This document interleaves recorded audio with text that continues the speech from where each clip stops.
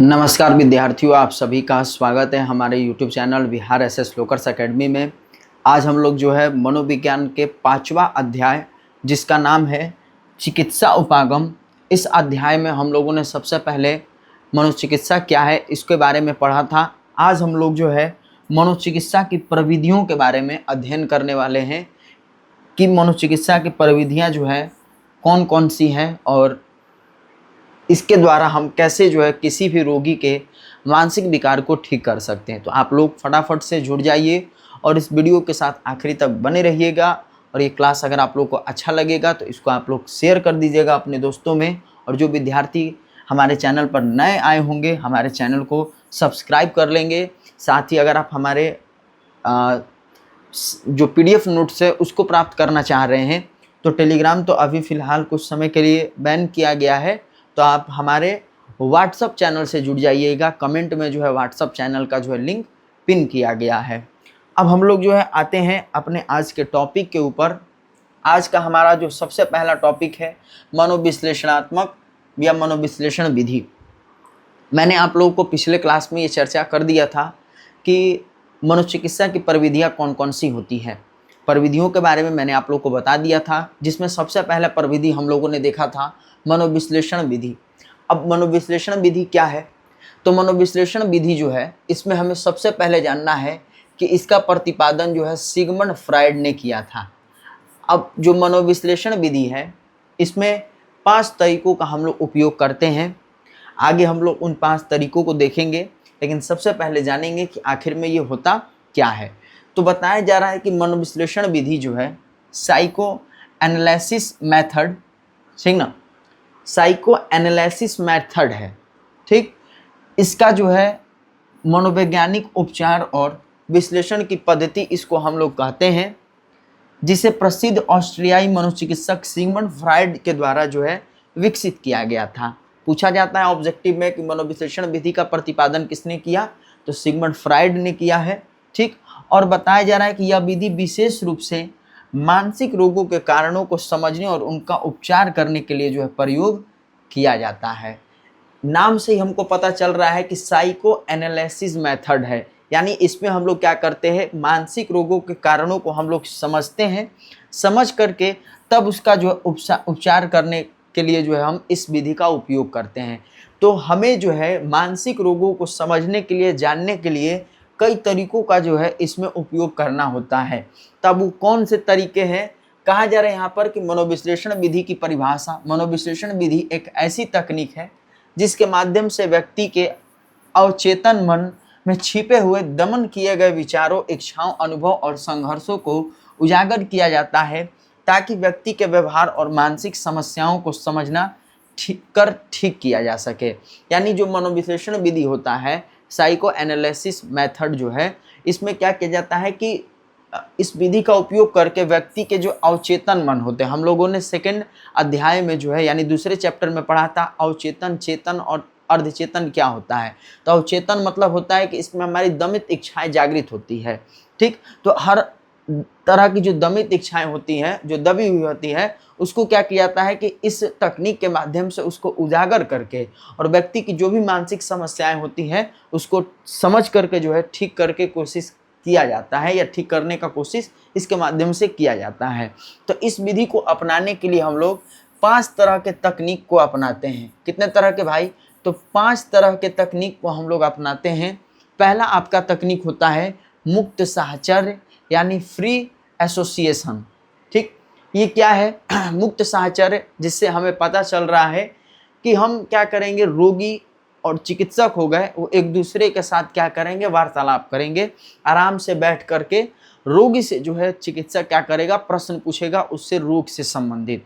तो उसी को मुक्त साहचर्य कहा गया है, फ्री एसोसिएशन कहा गया है। यानी मुक्त साहचर्य का प्रारंभ फ्रायड ने इस उद्देश्य से किया था कि इसमें रोगी के बचपन के दमित अवचेतन इच्छाओं या विचारों को कुरेद करके चेतन में लाने का प्रयास किया जाता है।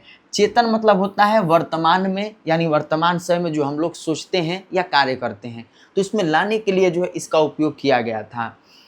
इसके बाद कहा जा रहा है कि इसमें रोगी को पहले आराम कुर्सी पर बैठाया जाता है, पहले एकदम आराम से बैठा दिया जाएगा और फिर जो है रोगी से कहा जाता है कि तुम अपनी भावनाओं को सहज रूप में बिना किसी हिचक के बोलो, चाहे वो अनैतिक ही क्यों ना हो, यानी चाहे वो सही क्यों ना हो, तुम्हें बोलना है। और चिकित्सक रोगी द्वारा कही गई संपूर्ण वाचिक सामग्री को सार्थक परिप्रेक्ष्य में व्याख्या करता है, जो रोगी को उसके अचेतन इच्छाओं से अवगत कराती है और समझने में मदद करती है।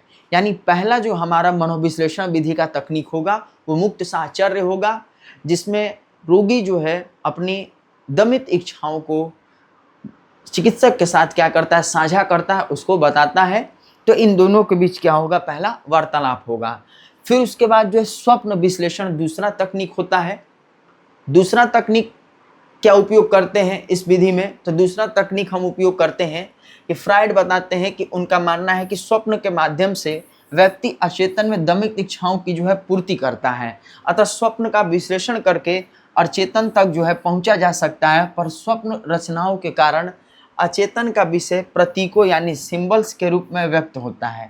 चिकित्सक स्वप्न में व्यक्त प्रतीकों का विश्लेषण कर उसका कार्य स्पष्ट करता है तथा रोगी को उनके अर्थ से अवगत कराता है। इसलिए फ्रायड ने कहा है कि स्वप्न अचेतन तक पहुंचने का राजमार्ग है। यानी इसमें कहने का मतलब ये हुआ, स्वप्न विश्लेषण में फ्रायड ने इसका उपयोग इसलिए किया क्योंकि जो रोगी है वो क्या करता है, सपना देखता है, या व्यक्ति के जो है मतलब कि स्वप्न के माध्यम से जो है उसकी दमित इच्छाएं जो है उसकी वो पूर्ति करता है। तो स्वप्न में जो सिंबल्स, जो प्रतीक देखने को मिलते हैं, तो उसके आधार पर क्या करता है, इसमें चिकित्सक जो है रोगी के रोग को दूर करने का, निवारण करने का कोशिश करता है। इसके साथ तीसरा अगर हम लोग देखेंगे तो वो है प्रतिरोध की अवस्था। अब प्रतिरोध मतलब क्या होगा, इसमें जो रोगी है वो क्या करेगा कि अपनी बातों को जो छुपाने का कोशिश करता है। तो इस अवस्था में क्या होता है, चिकित्सक रोगी से जो है जानबूझ करके उसे खुल करके अपनी बातों को बताने के लिए कहता है। तो वही प्रतिरोध की अवस्था में ये चीज आता है। क्यों? क्योंकि जब मुक्त साहचर्य होता है, यानी आपस में चिकित्सक रोगी बातचीत करते हैं, तो उस दौरान जो है कभी कभी प्रतिरोध की अवस्था जो है देखी जाती है। यानी कहने का मतलब ये होगा कि रोगी एकाएक क्या होता है, कभी चुप हो जाता है या जानबूझ करके बीमारी का जो है बहाना बनाने लगता है, ताकि वो अपने बात को जो छिपा सके, खुल के रोगी जो है चिकित्सक से ना कह पाए।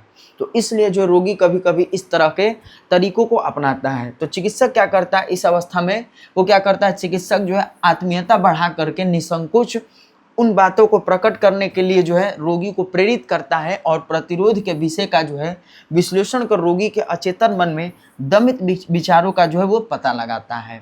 यानी इस अवस्था में क्या होता है कि रोगी जो है अपनी बातों को छुपाने का कोशिश करता है। किस वजह से, कि मतलब कहीं उल्टो गिल्टी ना फील हो, अगर वो चिकित्सक से कह दे तो शर्मिंदगी उसको महसूस होने लगती है। इस वजह से जो है वो क्या करता है, बातों को छुपाता है। लेकिन चिकित्सक जो है उसको प्रेरित करता है कि नहीं, आप खुल करके अपनी बातों को बताइए। फिर चौथा जो हमारा अवस्था होता है वो है स्थानांतरण की अवस्था। स्थानांतरण मतलब क्या होता है, एक स्थान से दूसरे स्थान पर जाना, एक स्थान को छोड़ करके दूसरे पर जाना। ठीक, तो स्थानांतरण की अवस्था में क्या बताया जा रहा है, तो इस अवस्था में कहा जा रहा है कि रोगी के उपचार करने के स्थानांतरण जो है रोगी के उपचार करने के उपाय हैं। इस अवस्था में रोगी और चिकित्सक के बीच एक प्रकार का जो संवेगात्मक संबंध विकसित हो जाता है, जिसमें रोगी अपने घृणा, क्रोध, कुंठा हो गया, भय हो गया, इन सभी को जो है तरह की जो प्रवृत्तियां हो गई उसको चिकित्सक के समक्ष जो है प्रकट करता है।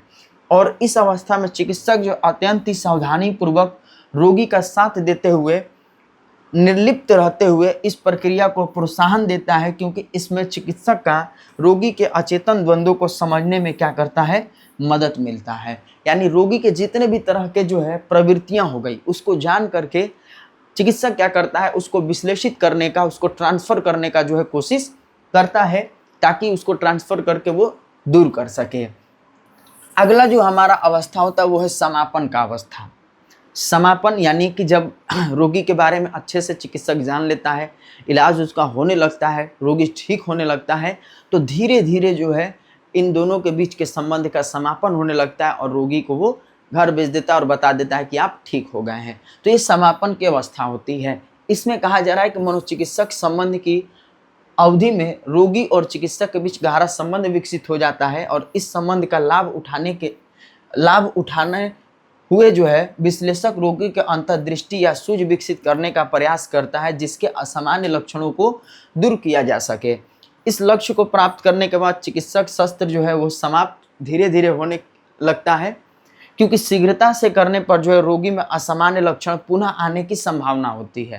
यानी अगर रोगी के इलाज चल रहा है और चिकित्सक क्या करेगा कि उसके चिकित्सकीय सत्र को जल्दी से समाप्त कर देगा जल्दबाजी में, तो फिर से उसमें असामान्य लक्षण देखने को मिल जाएंगे। इसलिए चिकित्सक क्या करता है, रोगी के साथ धीरे धीरे अपने संबंध को क्या करता है, ख़त्म करता है। यानी कहने का मतलब ये हुआ कि रोगी का जब देखते हैं कि वो ठीक होने लगा है तो चिकित्सकीय शस्त्र को जो है वो धीरे धीरे समाप्त करते हैं और इस बीच रोगी के व्यक्तित्व का पुनः निर्माण होता है और रोगी वातावरण के साथ जो अभियोजन करने लगता है। तो ये सब जो है हमारे क्या थे, मनोविश्लेषणात्मक या मनोविश्लेषण विधि के बारे में था, जिसमें 5 तरह के हम लोग तकनीकों को अपना करके क्या करते हैं, रोगी के जो दमिक इच्छाएँ होती हैं उसको क्या करते हैं, चेतन में लाने का कोशिश किया जाता है, उसको सामान्य बनाने का कोशिश किया जाता है। अब अगर हम लोग दूसरा प्रविधि देखेंगे मनोचिकित्सा का, वो है व्यवहार चिकित्सा, जिसको किसने प्रतिपादित किया, तो जेपी वाटसन ने। किसने प्रतिपादित किया भाई, तो जेपी वाटसन ने जो है इसका क्या किया, प्रतिपादन किया। अब व्यवहार चिकित्सा होता क्या है, तो व्यवहार चिकित्सा जो है वह चिकित्सा है जिसमें व्यवहारिक समस्याओं को पहचान कर उन्हें सकारात्मक और सामाजिक रूप से अनुकूलन व्यवहारों में परिवर्तित किया जाता है। यानी कहने का मतलब ये हुआ कि व्यवहार चिकित्सा में जिससे हमें पता चल रहा है बिहेवियर के बारे में, कि अगर किसी व्यक्ति का बिहेवियर जो है सामान्य नहीं है, वो व्यवहारिक समस्याओं से जूझ रहा है, तो इस चिकित्सा विधि का उपयोग करके हम उस व्यक्ति के क्या करेंगे, सकारात्मक और सामाजिक रूप से जो है उसके व्यवहारों को अनुकूलन बनाने के लिए जो है हम क्या करेंगे, इस विधि का उपयोग करेंगे। तो अब इस विधि में भी कई तरह के जो है तकनीक का उपयोग किया गया है। जैसे हम बात करेंगे व्यवहार चिकित्सा की विभिन्न तकनीकों के बारे में, तो व्यवहार चिकित्सा के भी कई तकनीक है। जैसे मनोविश्लेषण विधि के 5 तकनीक थे, वैसे ही व्यवहार चिकित्सा के भी कई तकनीक है। कितने हैं, तो भाई 6 तकनीकों का इसमें उपयोग किया गया है। पहला आपका है क्रमिक विसंवेदीकरण। पूछा जाता है एग्जाम में कि क्रमिक विसंवेदीकरण का प्रतिपादन किसने किया, तो वोल्प ने जो है, याद रखिएगा आप लोग, वोल्प ने जो है क्रमिक विसंवेदीकरण का प्रतिपादन किया। और ये किस चिकित्सा विधि के अंतर्गत आता है, तो याद रखिएगा व्यवहार चिकित्सा विधि के अंतर्गत। इसमें क्या किया जाता है क्रमिक विसंवेदीकरण में, कि जो हमारी दुर्भीति यानी फोबिया हो गई या अविवेक रही भय हो गया, उसके उपचार करने के लिए हमने क्या किया, वोल्प नामक मनोवैज्ञानिक ने इस तकनीक को अपनाया और इसके जो है 4 चरण होते हैं। यानी क्रमिक विसंवेदीकरण व्यवहार चिकित्सा का तो तकनीक है, लेकिन इसके भी क्या है, 4 चरण बताए गए हैं। और इसमें हम क्या करते हैं, जो व्यक्ति फोबिया से, दुर्भिद्धि से डरता है, उसके जो है उपचार के लिए जो है ये 4 चरण बताए गए हैं। पहला क्या हो गया, इंटरव्यू, साक्षात्कार। इसमें क्या होगा कि व्यक्ति जो है जिस चीज़ से उसको डर लगता है, भय लगता है, तो चिकित्सक से क्या करेगा, बैठ करके वो बताएगा, जानकारियाँ देगा। तो यहाँ पर क्या होगा, उसका इंटरव्यू, साक्षात्कार लिया जाएगा। यानी भय उत्पन्न करने वाली स्थितियों को जानने के लिए रोगी से क्या किया जाता है, साक्षात्कार किया जाता है। और इसके बीच दुश्चिंता उत्पन्न करने वाली उद्दीपकों की एक प्रश्नावली का चिकित्सक सहारा लेता है। यानी मोटा मोटी इसमें हमें यही याद रखना है कि रोगी जिन चीज़ों से डरता है, जिन चीज़ों से भय खाता है, उसके बारे में चिकित्सक क्या करता है, उसको बताता है। चिकित्सक क्या करता है, उसको जान करके और दूर करने का जो है इनके बीमारियों को वो कोशिश करता है, इनके भय को दूर करने का कोशिश करता है। दूसरा जो होता है विश्राम के लिए प्रशिक्षण।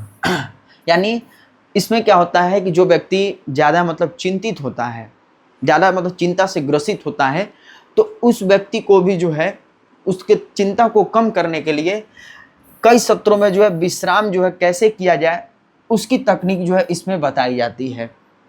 क्रमिक विसंवेदीकरण का यह दूसरा चरण है। तीसरा चरण देखेंगे तो है चिंता पदानुक्रम की संरचना। अब ये क्या होता है, तो इसमें बताया गया है कि इस चरण में रोगी में चिंता उत्पन्न करने वाले परिस्थितियों को एक पदानुक्रम बनाया जाता है और इस के लिए 20 से 25 कथनों को रखा जाता है और इस क्रम में साधारण चिंता से लेकर के उच्च चिंता की परिस्थितियां जो है उत्पन्न की जाती है। यानी इसमें जो है चिंता का जो है ना एक क्रमबद्ध रूप से जो है संरचना तैयार किया जाता है कि मतलब कौन कौन से किस तरह की चिंता जो है व्यक्ति में देखी जाती है, निम्न स्तर की, उच्च स्तर की, उसको जान करके और तब उसको जो विश्लेषित करने का कोशिश किया जाता है। अगला जो है विसंवेदीकरण शस्त्र, जो चौथा सत्र है और अंतिम सत्र है, ये क्रमिक विसंवेदीकरण का चरण का।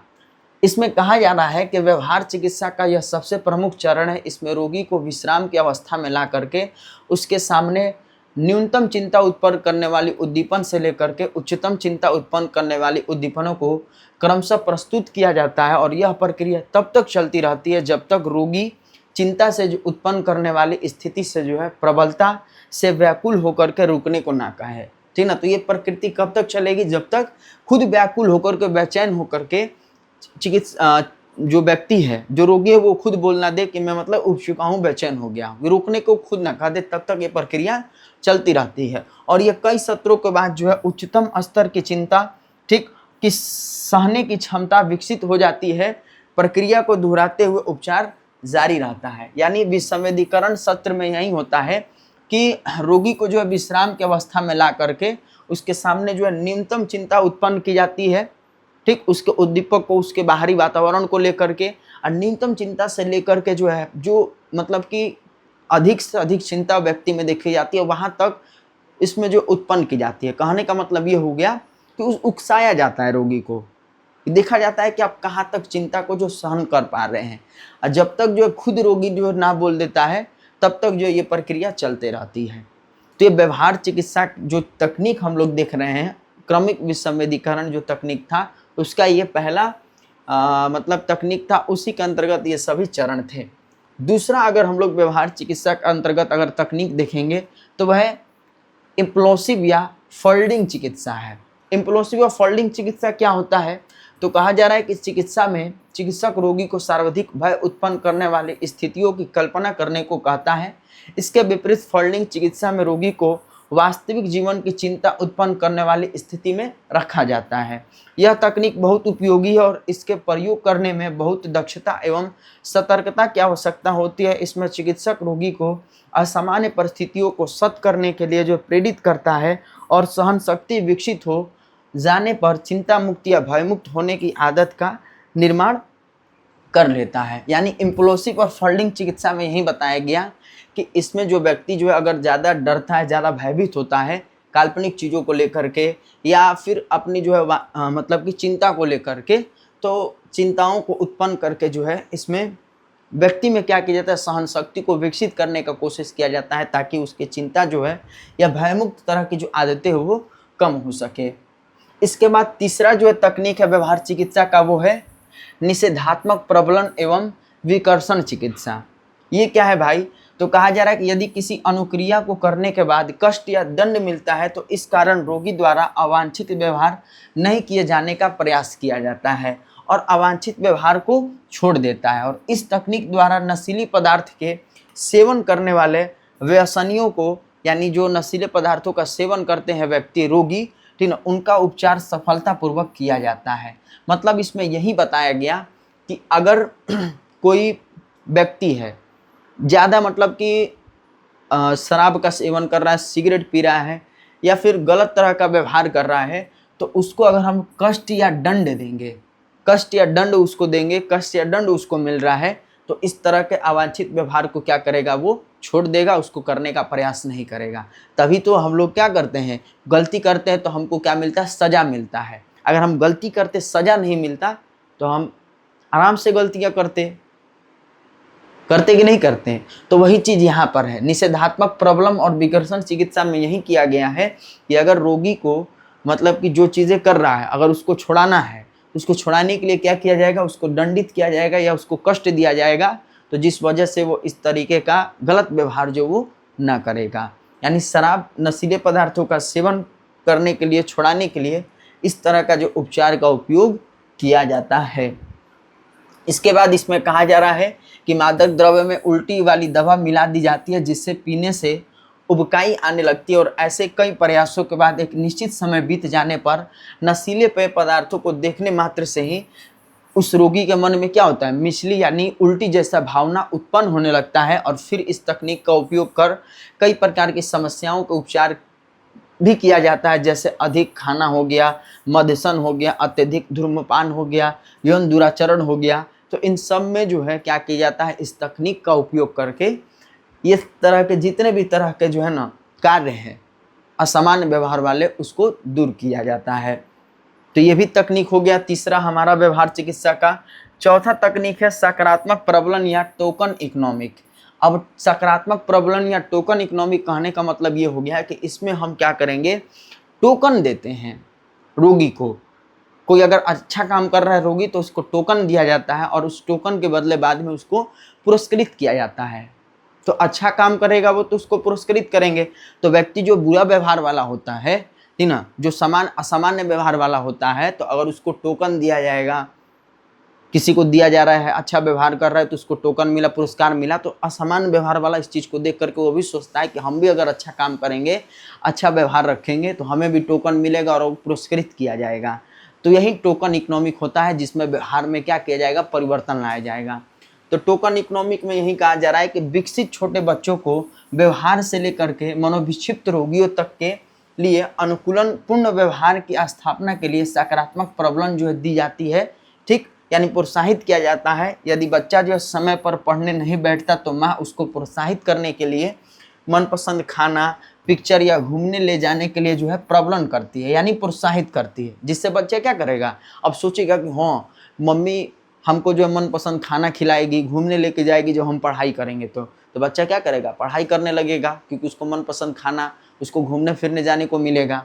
तो इसी तकनीक में रोगियों को जो है क्या किया जाता है, रुपए के बजाय जो है कार्य करने के बदले टोकन का भुगतान किया जाता है। अब रोगी जो है अगर वो कार्य कर रहा है, अच्छा व्यवहार कर रहा है, तो उसको जो है रुपए ना दे करके क्या किया जाता है, टोकन दिया जाता है। और बाद में टोकन के स्थान पर जो है कुछ वांछित पदार्थ या क्रियाएं जो है इनको पुरस्कार में दी जाती है।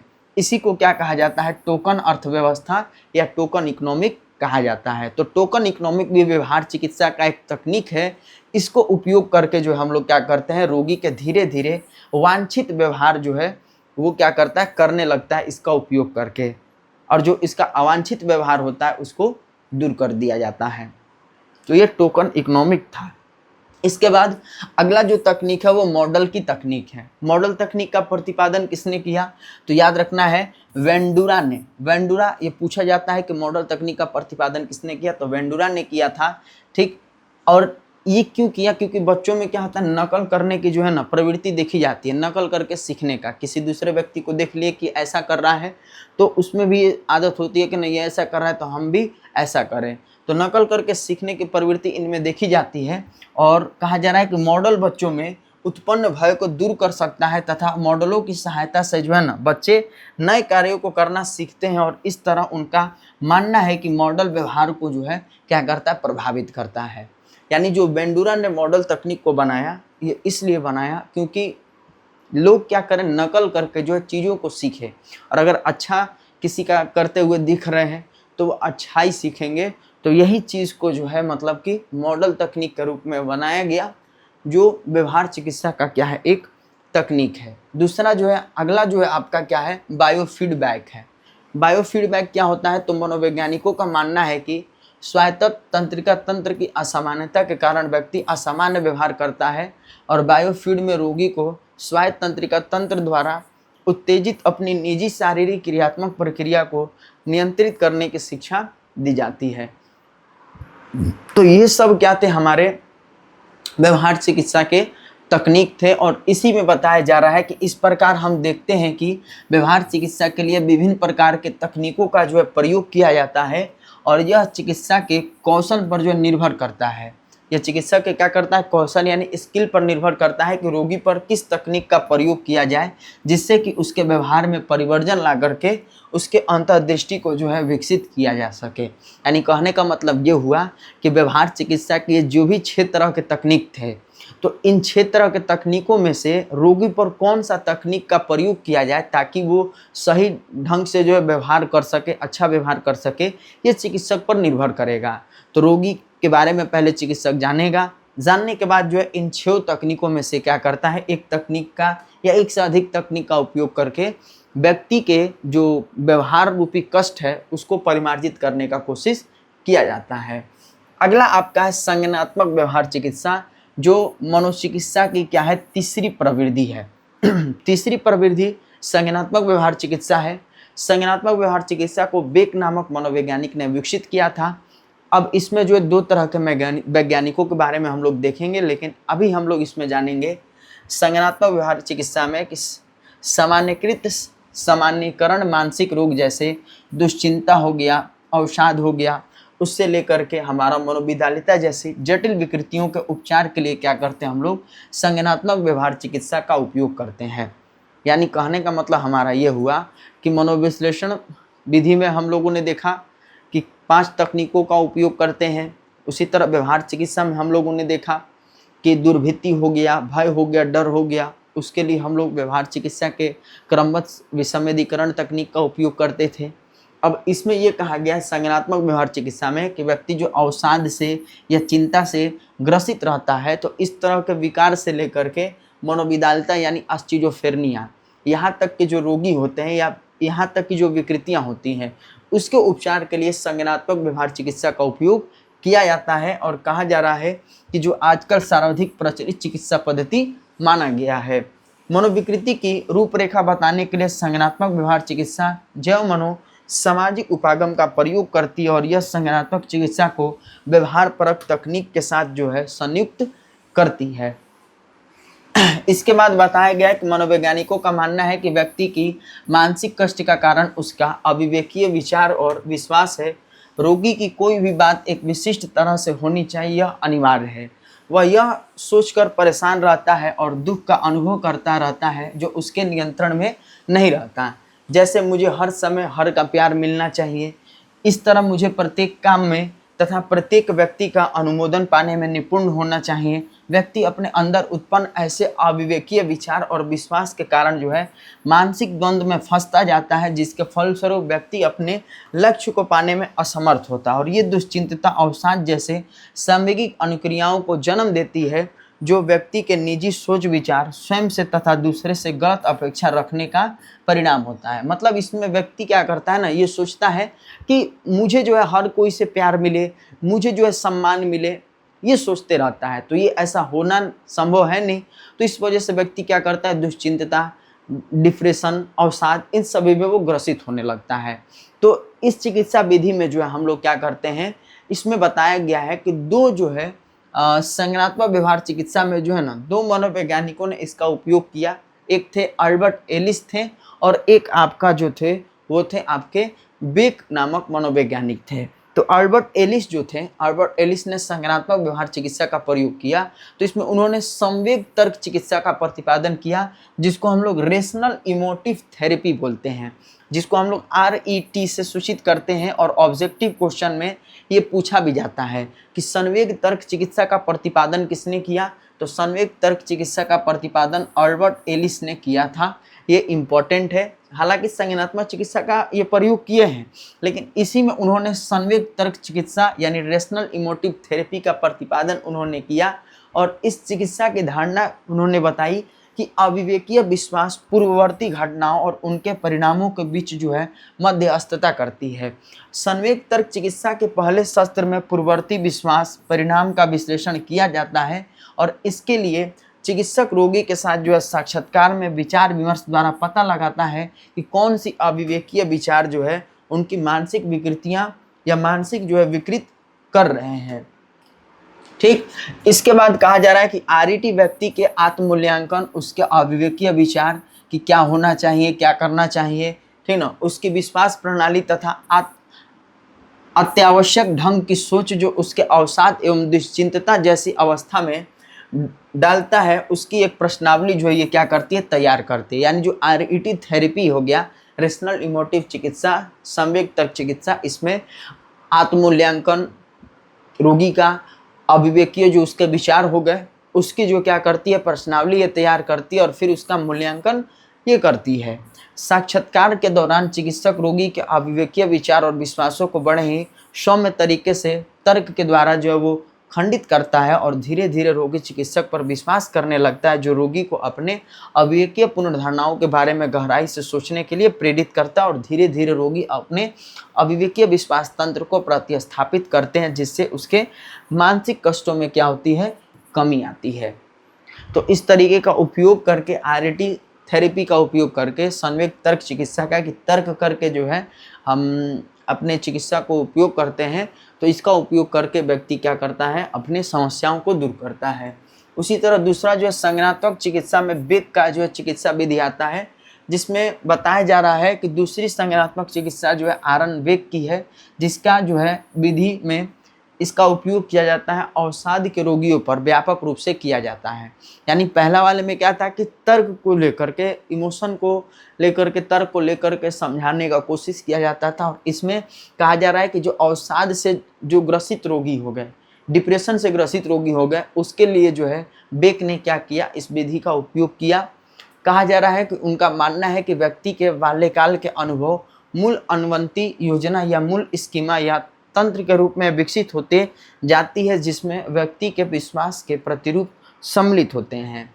जैसे यदि कोई बच्चा अपने माता पिता एवं परिवार द्वारा अपेक्षित रहता है, तो वह एक ऐसा मूल स्कीमा विकसित कर लेता है कि किसी को उसकी आवश्यकता ही नहीं है, कोई मुझे प्यार ही नहीं करता, और ऐसे नकारात्मक अविवेकीय विचार जन्म लेने लगते हैं। और इन नकारात्मक स्वचालित विचारों में संज्ञानात्मक विकृतियां भी होती हैं। संज्ञानात्मक विकृतियां चिंतन के ऐसे तरीके हैं जो सामान्य प्रकृति के होते हैं, किंतु वे वास्तविक को नकारात्मक के तरीके से विकृत करते हैं। यानी इसमें हम लोगों ने क्या देखा कि अगर कोई बच्चा है, अपने माता पिता के द्वारा अगर उससे मतलब कि अपेक्षा रखता है या परिवार से अपेक्षा रखता है कि मुझे प्यार किया जाए, लेकिन उनको प्यार नहीं मिलता है, तो वो सोचते हैं कि मेरे माता पिता मुझे प्यार नहीं कर रहे हैं।